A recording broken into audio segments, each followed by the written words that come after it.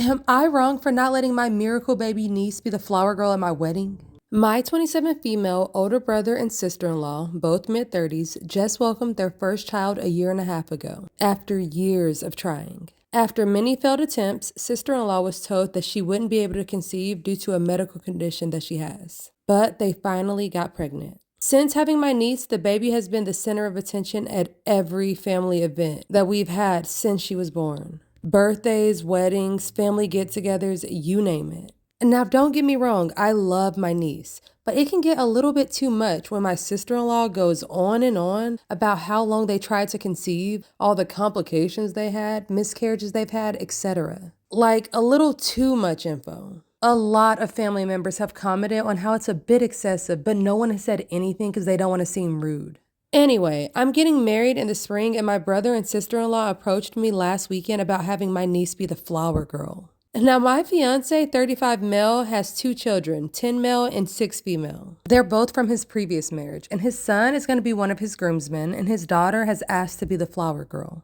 She asked us over a year ago when she found out that we were getting married. It's something that she's always wanted to do, so of course we said yes. So I explained this to my sister-in-law when she asked me about my niece. She then asked if my stepdaughter can just carry my niece with her. I said I don't think she'd be comfortable with that considering that she's only 6. She then asked why I can't give a role to my niece and just allow my sister-in-law to carry my niece down as the flower girl. I said no because I already promised that to my stepdaughter. So she started going off on me, saying that my lack of effort to incorporate my niece into the wedding is disgusting to her. She said that I should honor her in some way since I've known how long and hard they tried for my niece. Now, I may sound like an asshole for this, but I kind of got fed up and snapped at her and said, "Incorporate my niece how? By the time the wedding comes around, she'll be 2 years old. The entire family already knows your story about how long and hard you guys tried for her. What more do you expect me to do to honor her?" She started crying and said that I clearly don't love my one and only niece and that I'm letting her down.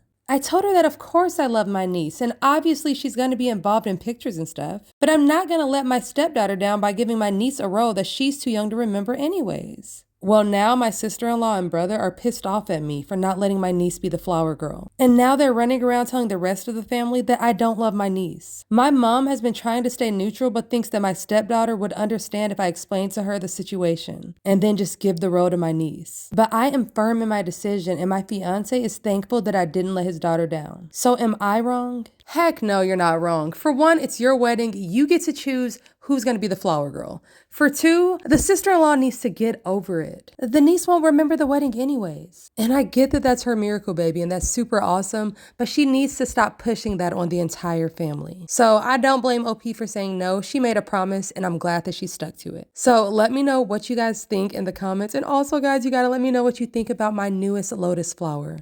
I swear, some of my favorite creations come from leftover resin, so rate this from 1 to 10.